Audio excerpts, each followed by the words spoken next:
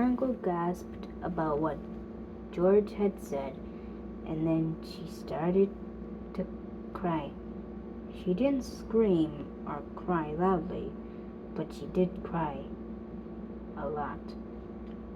When Periwinkle was calming down, an evil laugh could be heard from outside the window. Periwinkle sniffed and asked,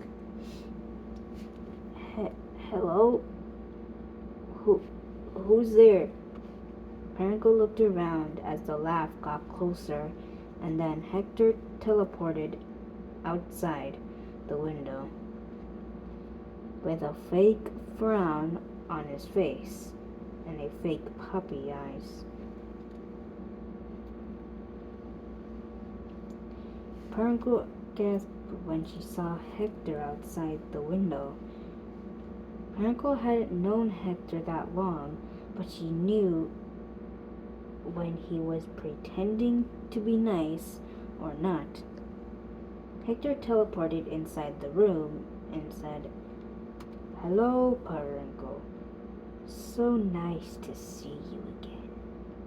And Hector muttered under his breath, "Alive." And Periwinkle cleaned her teary eyes with her magic and gave Hector a serious expression. Periwinkle asked, "What do you want?" And Hector gave her an evil smirk as he walked closer to her face. Hector said, "I have to tell you something, but please don't get mad, but George has been saying stuff behind your back." And he laughed. Periwinkle said angrily, "No, he hasn't." Hector stopped laughing. He paused for at least 5 seconds and then asked, "Oh, how do you know that? After all, you two did have a fight," Hector added. Periwinkle paused and then said loudly, "No, he hasn't, you liar!" Hector has had enough with Periwinkle, so he said, "You know, this might sound like a hurtful lie to you, but trust me, this time it's not a lie." Periwinkle scoffed and said, "You lie to me all the time, and that is why I get mad with you." And then she asked, "Why should this be any different?" And then Hector said, "I killed your parents."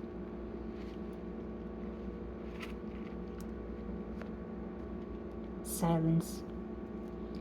And then Periwinkle asked, "What are you talking about, liar?"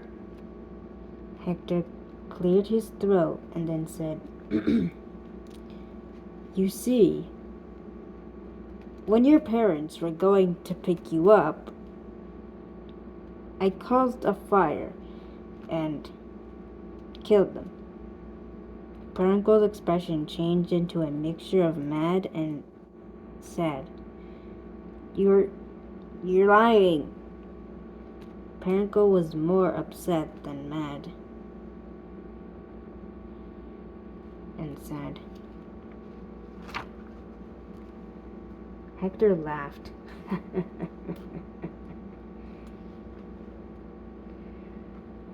Periwinkle was backing up toward the door to get outside so she wasn't trapped alone in the room with an evil villain. But Hector saw Periwinkle's hoof reach the doorknob, so he used his black magic to lock the door shut. Hector stood in front of the door as if he was a high school bully.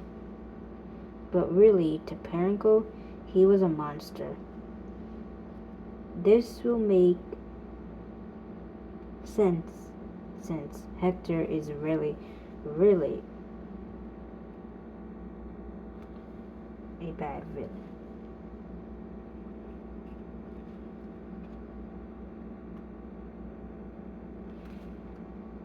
I might have to do something to you, Hector said. Periwinkle asked, what are you gonna do? Kill me too? Hector was getting madder by every smart thing that Periwinkle says or asks. Hector said, well, no, but I will hurt you. And Hector teleported behind Periwinkle, and then with his magic hovered a box. Periwinkle knew that he must have put something inside the box. He had teleported something.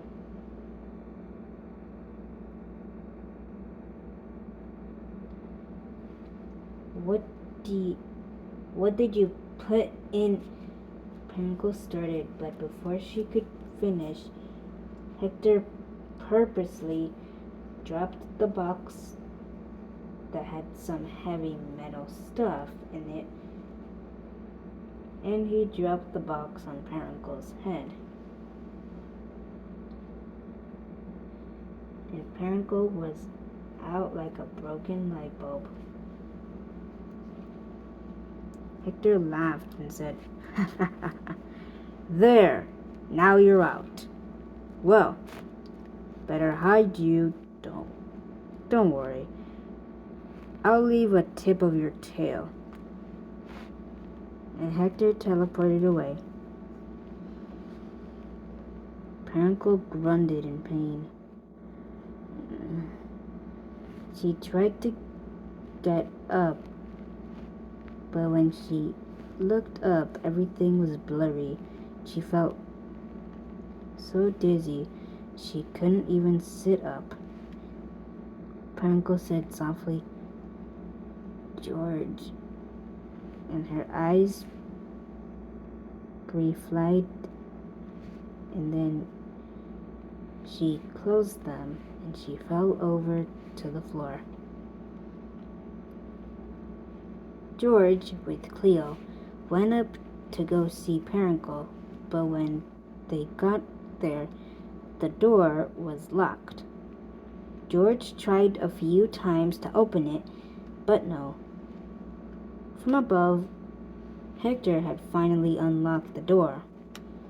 When George and Cleo entered the room, the only thing suspicious was the box with the metal things inside.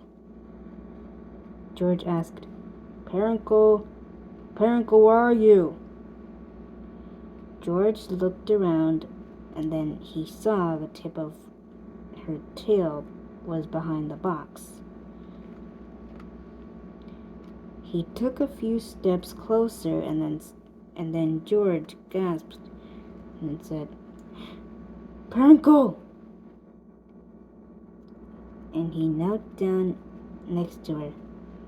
Cleo looked and went on the other side of Periwinkle. Periwinkle's little weak body.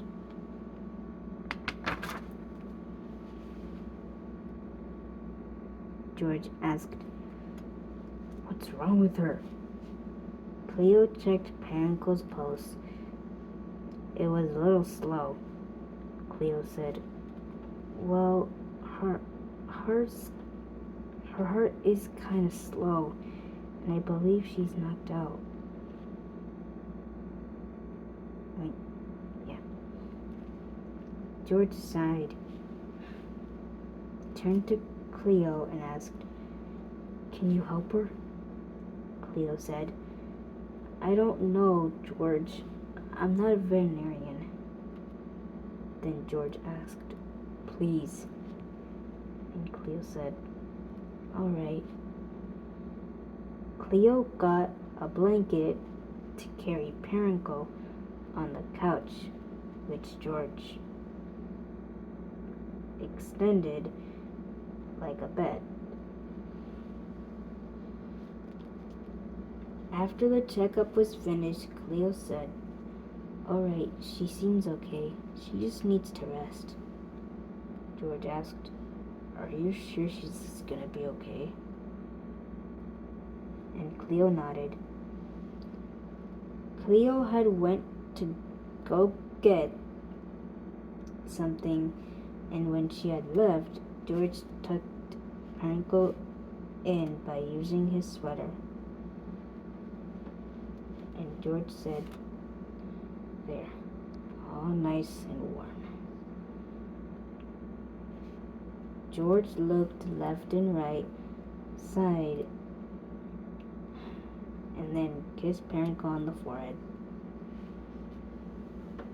When Cleo came back, she had noticed what George done, and then said, "Aw, how cute." And George blushed with embarrassment.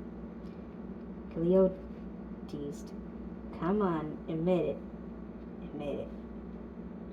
George sighed and said, Okay.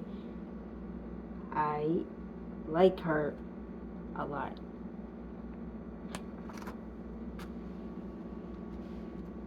George sat on the other couch next to the couch that Periwinkle was on, reading the newspaper, waiting for her to wake up. Well, at least for a little bit. After all night will soon fall. Cleo came with 2 cups of tea and sat next to George on the couch. George looked at the second cup of tea and joked, "I don't think that Periwinkle drinks tea." And Cleo said, "You're so silly. It's for you." And she smiled at him. And George smiled back. George and Cleo talked for a while and drank their tea. But suddenly, night had fallen, and Cleo took her son Jack to his grandma's. And of course, George took Periwinkle to his bed. But what they didn't know was some pony had arrived into their home. When Cleo came back from dropping off Jack, she thought there was a hurricane inside of our house. She stood there with her mouth open and was speechless. When George came out of the room, he was, well, shocked. He stood for 5 seconds, sat Cleo on the couch, and went to go see who caused this huge mess in just a few minutes. George checked all around the house, but when he looked into the last room, which was the bathroom from upstairs, that too was a huge mess. When he entered the room, he took tiny footsteps as he heard a groaning sound coming from the bathtub. George took 3 more steps before quickly opening the curtain of the tub. When he opened it, he saw inside of it. It was a blue-colored Pegasus. Mane and tail was all the colors of the rainbow. George thought that it was shocking to meet Periwinkle, but this was a lot different. At first, George wasn't sure if this pony could talk or was wrong with her. But every time she would groan, it would sound as if she was unconscious. But why would she be unconscious in a tub? George asked in his mind. George picked up the pony as careful as possible. He put her on the bath mat and knelt down next to her. He checked her pulse, and it was really fast, that not even George can keep up with it, with its own beat. George said softly, "Oh my gosh. Okay, come on." And he carried her to the couch that Cleo was sitting in.